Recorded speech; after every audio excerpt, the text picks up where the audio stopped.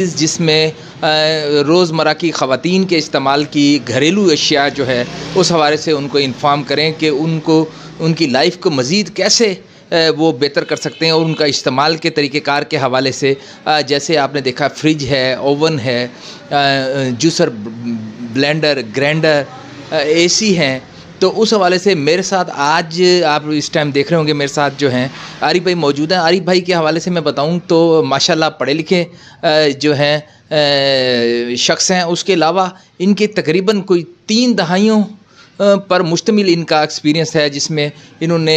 एक बड़े लेवल पर जो है ये होम अप्लाइंसेस का काम जो है मुख्तलिफ़ फैक्ट्रीज़ में, मुख्तलिफ़ कंपनी से, पाकिस्तान से बाहर भी कुछ वक्त रहे ये। तो इस हवाले से तजर्बा रखते हैं। हमारा आज का, जैसे मैंने आपको ज़िक्र किया कि बुनियादी मकसद ये था कि आरिफ भाई से उनका कीमती टाइम थोड़ा सा लेकर हमारे जो व्यूवर्स जो हैं रोशनी टेलीविज़न के और जो टेलीविज़न स्क्रीन पर हमें फॉलो करते हैं कि उनको बताएं कि वो किस तरीके से अपनी चीज़ों को जो है वो संभाल सकते हैं, उनकी लाइफ जो है वो मज़ीद जो है वो बेहतर कर सकते हैं। क्योंकि अक्सर आपकी ज़रा सी जो ख़ास तौर पर इलेक्ट्रॉनिक्स की चीज़ें हैं, ज़रा सा गलत इस्तेमाल से जो है वो आपको उसका नुकसान उठाना पड़ता है। जैसे लाइट का जाना आना कह लें आप, ऐसे ओवन के इस्तेमाल के हवाले से कह लें, ऐसे वॉशिंग मशीन के इस्तेमाल के हवाले से कह लें, इन सारी चीज़ों के हवाले से हम बात करेंगे। अस्सलाम वालेकुम आरिफ भाई। वालेकुम अस्सलाम जी। आरिफ भाई, सबसे पहले तो बहुत शुक्रिया कि आपने अपना कीमती टाइम जो है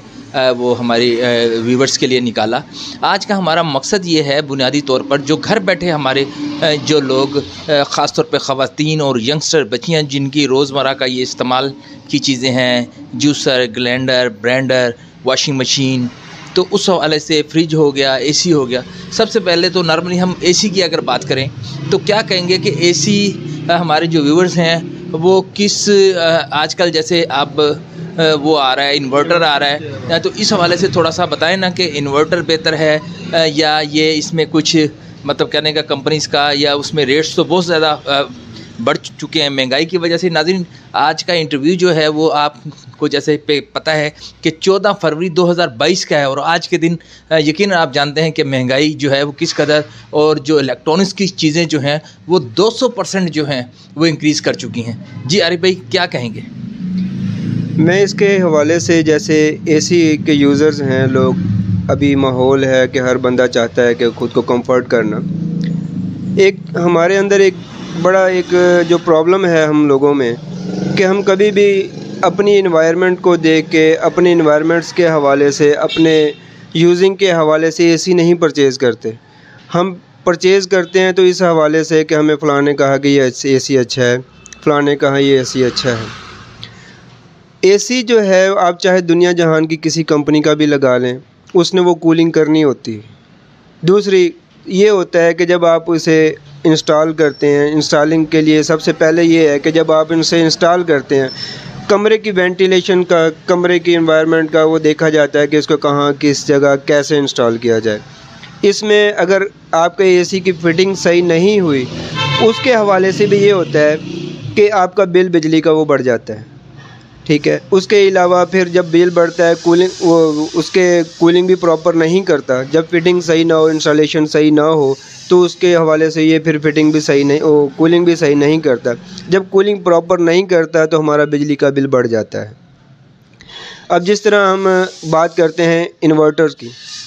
इन्वर्टर जो है वो एक ऐसा, यानी कि एक डिवाइस है जो हमारे घरों में अब मोस्टली लोगों में वो है कि घरों में वो ही यूज़ करते हैं, लेकिन लोगों को अवेयरनेस नहीं है। इस हवाले से जो इन्वर्टर है वो चाहता है कि मेरे लिए एक साफ़ सुथरा माहौल हो, जो मेरे फ़िल्टर हैं वो मेरे साफ़ रहें, डस्ट फ़िल्टर जो हैं। अगर जब इसके डस्ट फ़िल्टर डस्टी हो जाते हैं तो ये अपना इन्वर्टर पे नहीं आता, ये वो ऑप्शन जो है वो इस्तेमाल नहीं करता, ये कंटिन्यू चलता है फिर उस तरह जिस तरह एक सादा एसी चलता है। आपने इसके लिए वो किया होता है कि आप ये समझ रहे होते हैं कि मैंने इन्वर्टर लगवाया और इन्वर्टर लगवाने की वजह से मेरा बिजली का बिल कम होगा, लेकिन जब उसे डस्टी माहौल मिलता है तो वो इन्वर्टर नहीं रहता, वो एक आम सादा एसी की तरह वर्किंग करता है। ये अरे भाई, ये कितने दिन में आप व्यूवर से ये मैं चाहूँगा कि शेयर कीजिए कि कितने दिन बाद, हफ्ते बाद, महीनों बाद वो ये चेक कर लें कि कम से कम वो जो उसका फ़ैन है या वो उसके अंदर कोई मिट्टी है या उसको साफ़ कर लेना चाहिए। ये इस हवाले से थोड़ा सा बता दीजिएगा। इस हवाले से मैं ये कहूँगा कि जैसे कोई भी एक हमारा जो माहौल है, इस माहौल में हमारे आलूदगी है बहुत ज़्यादा, मट्टी के अलावा कार्बन्स हैं और लेड है, बहुत से इस तरह की चीज़ें हैं। हमें चाहिए कि नॉर्मली एक हफ़्ते में 2 दफ़ा इसका जो एसी का जो फ़िल्टर्स हैं वो लाजमी साफ़ करें। दूसरी चीज़, इसका जो आउटडोर का कंडेंसर है, उस कंडेंसर पे हम ध्यान नहीं देते। अगर हम इंडोर के फ़िल्टर साफ़ कर देते हैं लेकिन आउटडोर की तरफ ध्यान नहीं देते, तो उसकी वजह से वो क्या होता है कि वो बहुत ज़्यादा डस्टी हो जाता है। डस्टी होने की वजह से उसके अंदर से वो एग्ज़ॉस्ट नहीं कर पाता, वो कंप्रेसर पे लोड पड़ता है, उसका जो फ़ैन मोटर है वो एग्ज़ॉस्ट नहीं कर पाती। वो एग्ज़ॉस्ट ना करने की वजह से डे बाय डे एक तो कूलिंग कम होती है, दूसरा उसके कंप्रेसर पे लोड पड़ता है, उसका कंप्रेसर का वो प्रेशर डे बाय डे कम हो जाता है, जिसकी वजह से उसको प्रॉब्लम क्रिएट्स होती हैं। एसी जो है वो एफिशिएंट नहीं रहता और उसके वजह से ये होता है कि हमें कंप्लेंट्स होती हैं, इसमें बहुत सारे एरर्स आ जाते हैं। वो एरर्स आने की वजह से हम फिर भी बाद का चलता रहता है, हम उसे उसी तरह कंटिन्यू करते हैं, लेकिन वो ज़्यादा प्रॉब्लम क्रिएट्स हो जाती हैं। और इसमें ये जो इसकी रिपेयरिंग्स हैं वो भी बड़े एक्सपेंसिव हैं। इसका जो जनाबला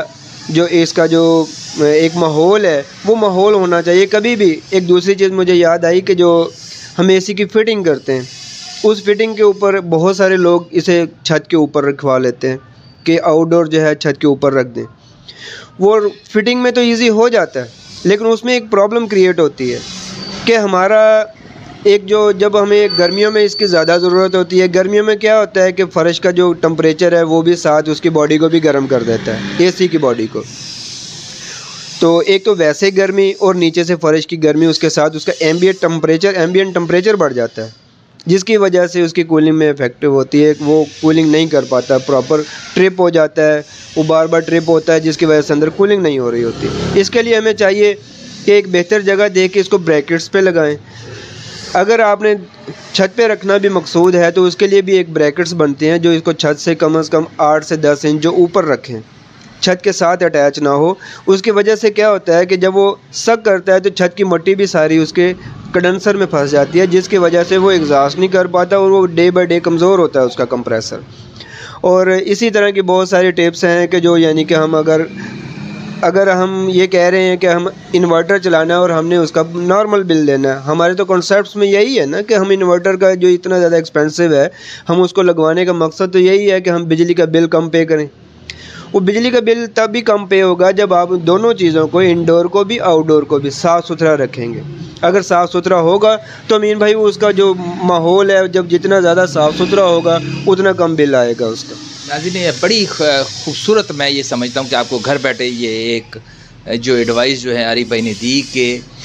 एसी इन्वर्टर के हवाले से उन्होंने बताया कि जो सादा एसी है और जो इन्वर्टर है जिसकी कीमत में इजाफा है, जब तक आप उसको प्रॉपर हफ्ते में 2 बार जो उसके फ़िल्टर जो साफ़ नहीं करेंगे और उसके बाद उसका आउटडोर जो है उसके ऊपर भी आपकी नज़र नहीं रहेगी। उसके अलावा उन्होंने छत पर रखने के हवाले से भी एडवाइस आपको की, यकीनन आप इससे मुस्तफ़ीद हो सकते हैं। आरिफ भाई, मैं ये चाहूँगा कि ये भी थोड़ा सा बता दीजिए कि नीचे का कमरा जो है वो किस साइज़ में टन का, और जो हमारे इस टाइम जो ख़रीदना चाहते हैं या जिनके जहन में है कि अगर हम एसी लगाएं तो कमरा जो है उसके साइज़ के हवाले से कूलिंग जो है जो अगर 1 टन का है अगर आपका एसी है, उसके लिए कितने बाई कितने का कमरा जो है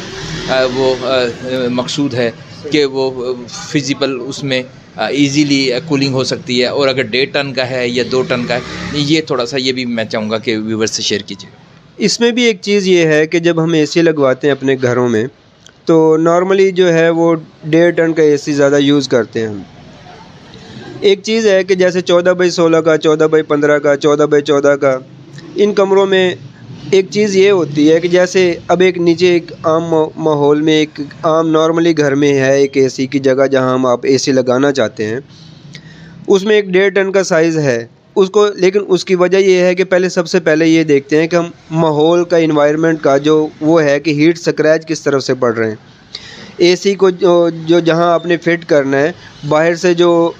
धूप है और चीज़ें हैं, जो गर्मी है वो किस तरफ से ज़्यादा दीवारों पे।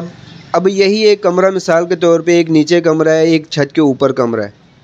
ऊपर उसे चारों तरफ से धूप लग रही है, वहाँ पे आके जब एक 14 बाई 16 का कमरा होगा, वो नीचे वाले कमरे में तो सही कूल कर जाएगा, ऊपर वाले में उसे टाइम ज़्यादा लगेगा। दूसरी चीज़, एसी चाहे अगर आप साइज़ से बड़ा लग जाए, उसमें कोई कबाहत नहीं होती। कबाहत क्या कि आप चाहते हैं बिजली का बिल, वो जितना ज़्यादा बड़ा हो जाएगा उतनी जल्दी ऑटोमेटिक होके वो बंद हो जाएगा। बाज़ लोग डरते हैं कि यार ये कमरा बड़ा है लेकिन फिर भी 1.5 टन का एसी लगा दिया। वो उसमें थोड़ा सा ये हो जाता है कि वो कस्टमर अपनी वक्ती तौर पे तो वो कर लेता है कि बड़ी बचत कर लेता है, लेकिन वो नुकसान में जाता है क्योंकि वो कमरा बड़ा होने की वजह से 1.5 टन का एसी का साइज़ उसमें 2 टन का बनता था, 1.5 टन का लगा के कूलिंग तो वो कर जाता है नया, लेकिन वो कंटिन्यू चलने की वजह से वो एसी एफिशिएंट नहीं रहता, वो बहुत जल्द ख़राब होने के चांसेस पैदा हो जाते हैं क्योंकि मशीन को रेस्ट नहीं मिलता। अगर हम उस समय साइज़ से बड़ा लगा देंगे उस कमरे में एसी, तो उसमें वो बिजली का बिल कम हो सकता है, बढ़ नहीं सकता, क्योंकि वो उतनी जल्दी उसको कूल करके उसका कंप्रेसर रेस्ट में आ जाएगा, ऑटोमेटिक ऑफ हो जाएगा, जिसकी वजह से उसका बिजली का बिल कम हो जाएगा। नाज़रीन, यकीनन ये जो एडवाइस थी आरिफ भाई की, ये बड़ी खूबसूरत थी कि हम सम टाइम कुछ पैसे बचाने के लिए, जैसे हम जब ये मेरे उन व्यूवर्स के लिए था, उन नाज़रीन के लिए था, उन देखने वालों के लिए था जो इस गर्मियों में एसी ख़रीदना चाहते हैं और वो उनका कमरे का जो साइज़ है वो जानते हैं कि वो 18 बाई 18 का है, 18 बाई 12 का है, 14 बाई 16 का है। तो उस हवाले से कि उनको एक टेक्निकली तजर्बे की बुनियाद पर उनको एडवाइस की जाए घर बैठे कि वो कौन सा टन का एसी लें, 2 टन का एसी लें या 1.5 टन का एसी लें। बड़ी खूबसूरत बात आरिफ भाई ने की। उन्होंने कहा कि आप वक्ती तौर पे पैसे ना बचाइए, कमरे के साइज़ के मुताबिक जो है वो एसी लें। उससे ये है कि जब एसी यकीनन जो एक जो सिंपल और सादा बात है, अगर वो कंटिन्यू चलता रहेगा तो यकीनन उसकी लाइफ कम हो जाएगी। एसी, नया एसी कूलिंग तो करेगा कमरे में। अगर कमरा इस लेवल का आपका है कि जिसमें 2 टन का एसी है तो आप उसको वक्ती तौर पर पैसे ना बचाइए, बल्कि उसको 2 टन का आरिफ भाई एसी लगाएं ताकि वो टाइम से एक तो उसकी कूलिंग हो सके। ये ना समझें कि ये वक्ती तौर पे ये 1.5 टन में और 2 टन में कुछ पैसों का फ़र्क है तो हम 1.5 टन कुछ पैसे बचाने के लिए, लेकिन वो घूम फिर के वो ऐसे कह लीजिए वो बल्कि आपके लिए एक बड़ी परेशानी का सामना आपको करना पड़ सकता है। बिजली का बिल बढ़ जाता है, कंटिन्यू चलने की वजह से बिजली का बिल बढ़ जाता है उसका। और जो बिल जो है हर महीने वो यकीनन जो है, और फिर हमारे जैसे पाकिस्तान में 6-6, 7-7 महीने आपको पता है गर्मी पड़ती है और आपका एसी का इस्तेमाल रहता है, तो वो फिर बल्कि मैं ये समझता हूँ कि कई % एक गर्मियों में ही उसका वो आपको नुकसान उठाना पड़ता है। यहाँ पर बड़ी अच्छी बात की आपने, ये जो फ्रिज है, ये फ्रिज के हवाले से जो है, डीप फ्रीज़र है, फ्रिज है, इस हवाले से मैं चाहूँगा कि उसको इस्तेमाल के हवाले से सम टाइम आपने देखा कंटिन्यू ये चीज़ें चलती रहती हैं। अगर फ्रिज की हम बात करें तो घरों में, किचन्स में जो है, तो इसमें हम बेतहाशा उसके ऊपर लोड डाल देते हैं और अक्सर आपने देखा होगा कि घरों में फ्रीज़र्स में ऊपर बर्फ़ की जगह आप देखें गोश्त और जो भी आपकी जो चीज़ आई उसके थोड़ा सा इस्तेमाल के हवाले से भी मैं चाहूँगा व्यूवर्स को गाइड कीजिएगा कि फ्रिज का बेसिक जो इस्तेमाल है उसका तरीक़ाकार, जैसे वेजिटेबल्स बास्केट है वो उसको नीचे आखिर जो बनाया गया उसका इस्तेमाल उस तरह से नहीं किया जाता, तो वो किस हद तक मौजू है। उसके अलावा जो है ऊपर फ्रिज की जो है जहाँ बर्फ़ वगैरह जमाई जाती है, उस हवाले से भी हमारे व्यूवर्स को थोड़ा सा बताइएगा। ओवरऑल फ्रिज के हवाले से कि उसकी लाइफ को मज़ीद कैसे आप बढ़ा सकते हैं, और उसके साथ साथ फ्रिज का जो है उसके जो अगर हम ये कहें कि दूसरे लफ्ज़ों में अक्सर आपने देखा है कि जब बिजली चली जाती है और या बिजली या कहीं लोड कम है, जैसे हमारे मज़ाफ़ाती इलाकों में आपको पता है बिजली की वजह से, तो उस हवाले से भी थोड़ा सा वो इसके साथ कोई चीज़ अटैच होती है या आजकल वो इसके साथ ही स्टेबलाइज़र वगैरह एसी के साथ आ रहे हैं, इस हवाले से भी थोड़ा सा बताइए। मैं इसमें भी ये देखें, जैसे मैंने अभी आपको बताया कि एसी के हवाले से, इसी तरह फ्रिज के हवाले से मैं आपको बताऊं कि जब आप फ्रिज परचेज़ करते हैं, आप ये देखें कि आपके घरों में आपके यूज़ कैसा है। आजकल जो है, पहले एक फ्रिज आते थे जो वो वर्टिकल साइज़ में ऊंचे ज़्यादा होते थे, चौड़े कम होते थे। अब जो है ना वो फ्रिज वाइड साइज़ में ज़्यादा आ गए हैं जो कि ज़्यादा कंफर्टेबल हैं, जो उसकी ट्रेज़ हैं, उसके जो रैंक्स हैं, डोर रैंक्स हैं सारे, वो इतनी शेल्फ्स वगैरह इतनी इजी हैं कि अब आप उसे चीज़ों में उठाने रखने में। तो जब भी आप कोई फ्रिज परचेज़ करें, कोई प्रोडक्ट परचेज़ करें, तो आप मुख्तलिफ़ कंपनियों को विज़िट कर लें एक दफ़ा, उसमें कोई फ़र्क नहीं पड़ेगा। एक थोड़ा सा एक टाइम आपका स्पेंड करेंगे आप, उसमें क्या होगा कि आपको अंदाज़ा हो जाएगा कि मैं कौन सा फ्रिज लेना चाहता हूँ, मैं कौन सा चीज़ डिवाइस यूज़ करना चाहता हूँ जिसमें आप कंफर्ट फील करें। ठीक है। उसमें दूसरी चीज़ कि फ्रिज इस्तेमाल के लिए, फ्रिज में आप फंगस ना बनने दें कभी भी। लोगों में घरों में इस्तेमाल होता है, इस्तेमाल की मैं आपको बात बताऊँ। एक तो परचेज़ हो गया, दूसरा अब आपके घर की यूजिंग है। मैंने बहुत सारे घरों में जब कंप्लेंट्स करने जाता हूँ तो वो मैंने देखा है कि वो सफाई नहीं रखते। वो सफाई ना रखने की वजह से बहुत सारी प्रॉब्लम, जैसे आजकल तो एक कोरोना का भी वो एक टाइम चल रहा है, तो वो फंगस बनती है। एक दूसरे कोशिश किया करें कि फ्रिज के अंदर जो भी चीज़ रखें उसे ढांप के रखें। उससे जो एक उससे ये कह लें कि जो बुखारात जो निकलते हैं या उससे जो चीज़ें उससे जो एग्ज़ॉस्ट होती हैं, जो हम चीज़ें उसके अंदर रखते हैं, वो अंदर जाके मुख्तलिफ़ कॉर्नर्स में, उसके नुकरों में उसके वो एक फंगस बनती है जिसकी वजह से वो बीमारियों का भी सबब बनता है। दूसरा, जब हम सफाई करते हैं, सफाई करने में मेरे पास बहुत सारी कंप्लेंट्स ऐसी आती हैं कि छुरी लग गई ऊपर के फ्रीज़र में कहीं सुआ लग गया है कोई, या कोई शार्प चीज़ जिससे आपने वो प्याला नहीं निकल रहा था, उसको निकालने के लिए आपने वो जल्दी की और वो गैस सारी एग्जॉस्ट हो जाती, तो वो एक बड़ा प्रॉब्लम क्रिएट करता है। वो फ्रिज जो है ना, वो बाज़ औक़ात तो फ्रिज डैमेज हो जाते हैं जिसकी वजह से आपको फ्रिज स्क्रैप करना पड़ जाता है। उसके लिए एक बेहतरीन मैं टिप देना चाहूँगा कि जब भी आप फ्रिज की सफाई करना चाहें, एक सिल्वर का बाउल जिसमें हम बर्फ़ जमाने के लिए अंदर रखते हैं, वो 1 से 1.5 लीटर का बाउल लेके आप उसे अंदर एक कपड़ा रख के उसके ऊपर बाउल रखें और उबलता हुआ खौलता हुआ पानी उस बाउल के अंदर डाल दें और दरवाज़ा बंद कर दें। आप 5 से 10 मिनट बाद ये देखेंगे कि फ्रिज के अंदर से वो पूरी की पूरी बर्फ़ के ब्लॉक्स ऐसे आप हाथ से उठा के चाहे बाहर निकाल लें, आपको किसी चीज़ को उसको फोर्स करने की ज़रूरत नहीं होगी, वो इजी। और दूसरा, उस भाप की गर्मी से अंदर जो जर्म्स होंगे, जो फंगस बन गई होगी, वो भी आपकी, उससे भी आप महफूज हो जाएंगे और आपका फ्रिज भी, उसकी लाइफ टाइम भी बढ़ जाएगी। दूसरा, एक और मैं आपको बात बताना चाहूँ कि फ्रिज रखते हुए, फ्रिज जो घर में पड़ा होता है, इसको आगे से हमेशा तकरीबन यानी 1 से पौनी इंच से आगे से ऊंचा रखें ताकि उसका वाटर लेवल बैक साइड पे रहे, उसकी ड्रेन में जाए। उसके ड्रेन में जाने के बाद वो खुद ही एग्जॉस्ट हो जाता है, आपको उसकी सफाई उस तरह से नहीं करनी पड़ती। और दूसरा ये होता है कि उसकी जो फ्रंट कॉर्नर्स हैं, जो आगे की उसकी पट्टी है, जो डाउन पट्टी है, वो गल जाती है। वो जब आप इसको इस लेवल में रखेंगे कि दरवाज़ा आप हाफ से आके छोड़ें तो खुद ही बंद हो, उससे क्या होगा कि वो इसका जो है वो ज़ंग आलूद नहीं होगा। एक लंबा अरसा आपका फ्रिज जो है वो ज़ंग आलूद नहीं होगा और इसकी वजह से आपका फ्रिज भी साफ़ सुथरा रहेगा, आपके फ्रिज में कंप्लेंट्स नहीं आएंगी। अब मैं आपको एक तीसरी वो बात बताना चाहता हूँ कि जो थर्मोस्टेट को जब भी आप फ्रिज कोई नया इंस्टॉल करें या कोई भी आप फ्रिज को डिवाइस किसी भी कंपनी का हो, किसी भी कंपनी का, आप उसे फर्स्ट डे से 1 पे चलाएं। अगर आप ये फील करें कि आपको ये कूलिंग कम लग रही है तो उसको 24 से 48 घंटों के दरमियान फिर 1 पॉइंट बढ़ाएं उसका।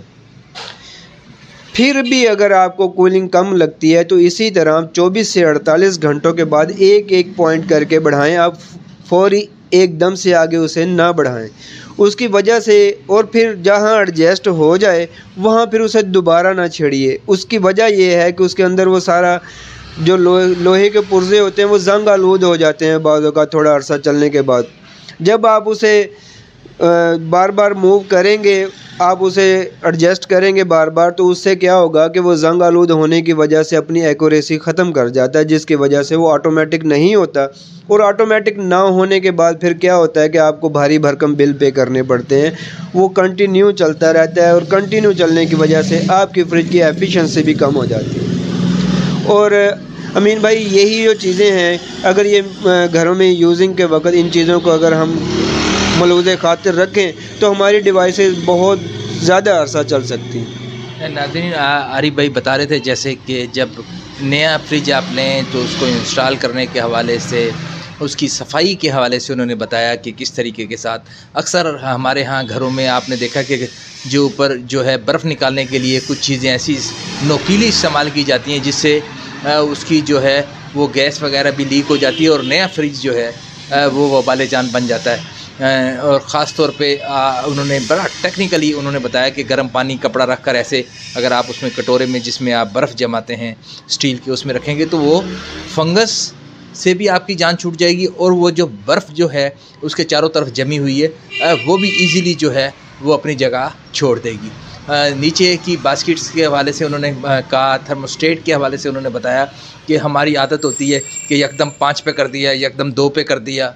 तो वो यकीनन फिर उसके नुकसान हैं जी, टाइमिंग ख़त्म हो जाती। इसके अलावा जो होम अप्लाइंसेस है जो इस्तेमाल किए जी, माइक्रोवेव्स हैं, उस हवाले से वो बड़ा उसकी कहते हैं कि वो बिजली जो है वो कंज्यूम करते हैं। इस हवाले से भी थोड़ा सा बताइए और उसके इस्तेमाल के हवाले से थोड़ा सा क्या कहेंगे? देखें, जहाँ अब हम मोस्टली हम घरों में इसको ओवन को और साथ में वॉशिंग मशीन दोनों को ही मतलब क्लोज करें, क्योंकि वॉशिंग मशीन की मैं बात करूं तो अक्सर हम जो है आपने देखा है कि उसमें कंबल डालकर धो रहे हैं, उसमें ऐसी ऐसी चीज़ें डालकर धो रहे हैं तो शायद उसकी वो कैपेसिटी नहीं होती है और फिर बाद में पता लगता है कि उसकी मोटर सड़ गई है या खुदा ना खास्ता आजकल आपने जैसे देखा है कि प्लास्टिक की भी वो हमारी वॉशिंग मशीन सारी, हालांकि वो बड़ी रिलायबल होती हैं मुख्तलिफ कंपनीज़ की। तो इस हवाले से भी थोड़ा सा माइक्रोवेव ओवन जो है जो हमारी ख़वातीन इस्तेमाल करती है और वॉशिंग मशीन दोनों को जो है थोड़ा सा मैं ये समझता हूँ कि उनको थोड़ा अवेयर कर दीजिए कि किस तरीके से उसको मज़ीद बेहतर अंदाज में इस्तेमाल किया जा सकता। इसमें देखें, पहले तो एक माइक्रोवेव ओवन की मैं आपको बात बताता हूँ। माइक्रोवेव ओवन इसमें एक ख़ास तौर पे हमें ये चाहिए कि हम जो भी बर्तन जो हम इसमें गर्म करने के लिए जो भी चीज़ रखें उस बर्तन को हम ढक के रखें। जब ढक के रखेंगे तो जब गर्म चीज़ होती है तो उसके अंदर से एक भाप निकलती है। वो भाप जो है जब वो उसके गन के ऊपर जाती है, जब उसके सर्किट के ऊपर जाती है तो वो उसमें ख़राबियाँ पैदा होती हैं। वो आहिस्ता आहिस्ता स्केल बनती वो बाज़ औक़ात शॉर्ट सर्किट का सबब बन जाती है, जिसकी वजह से माइक्रोवेव ख़राब हो जाते हैं। और माइक्रोवेव का अंदर का जो कैबिन है उसको जितना साफ़ सुथरा रखेंगे आपको उसके अंदर कंप्लेन नहीं होगी। और माइक्रोवेव जो है वो उसमें सबसे बड़ी जो चीज़ है वो यही है कि उसे आप ढक के रखें। अब तो मेटल दूसरे माइक्रोवेव भी आ गए जो जिनका इंटीरियर स्टील का होता है, अंदर से एसएस का बना हुआ है, उसके अंदर आप मेटल के बर्तन भी रख सकते हैं, मेटल की चीज़ें रख सकते हैं, जिसकी वजह से आपको कोई ये नहीं होगा कि वो उसमें कोई प्रॉब्लम आए। दूसरा, अब ये मशीन है जो वॉशिंग मशीन, ऑटो वॉशर्स भी हैं, वॉशिंग मशीन भी है। हम जो भी मशीन परचेज़ करते हैं, हमारे बहुत सारे लोगों को ये मालूम नहीं है कि जब भी हम कोई वॉशिंग मशीन परचेज़ करते हैं तो उसके ऊपर एक उन्होंने इसके एक मेजरमेंट दी होती है, इसके जो इसके ऊपर लिखा हुआ होता है कि इतने 8.5 kg, हम आम रूटीन में नॉर्मली हमें हमारे घरों में 8.5 kg की 10 kg की वॉशिंग मशीन्स यूज़ होती हैं। वो होता है कि जब आपने जो कपड़े उसके अंदर डालने हैं वो हल्के से वेट हों तो उनका जो वेट होता है वो हमने वो नॉमिनेट किया होता है कंपनी ने कि वो इसके अंदर इतना वज़न कपड़ों का आ जाए। हम उनसे हमारे घरों में वो अवेयरनेस इसकी ना होने की वजह से हमारे वो लोग इसमें क्या प्रॉब्लम करते हैं कि वो कंबल तक बड़ी बड़ी चीज़ें जो उस वॉशिंग मशीन में डाल देते हैं, जो उसकी वेट से उसकी जो ताकत से बहुत ज़्यादा ओवर हो जाते हैं। वो ओवर होने की वजह से वो फिर वॉशिंग मशीन के कभी मोटर का प्रॉब्लम आ गया, कभी उसके सील सेट्स का प्रॉब्लम आ गया, तो ये प्रॉब्लम क्रिएट होते हैं। वो उसका हमें ये चाहिए कि हम इस बात का ध्यान रखें कि जो हमने डिवाइस जो वॉशिंग मशीन हम इस्तेमाल कर रहे हैं वो कितने वेट की है।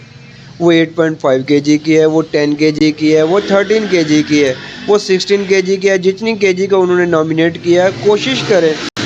कि उससे उस वज़न से थोड़ा कम ही रख के हम उसे इस्तेमाल करें। दूसरी चीज़, वॉशिंग मशीन का आप लाइफ टाइम बढ़ाने के लिए जब भी आप उसके अंदर कपड़े डालें, कपड़े डाल के धो के जब आप उससे फ्री हो जाएं,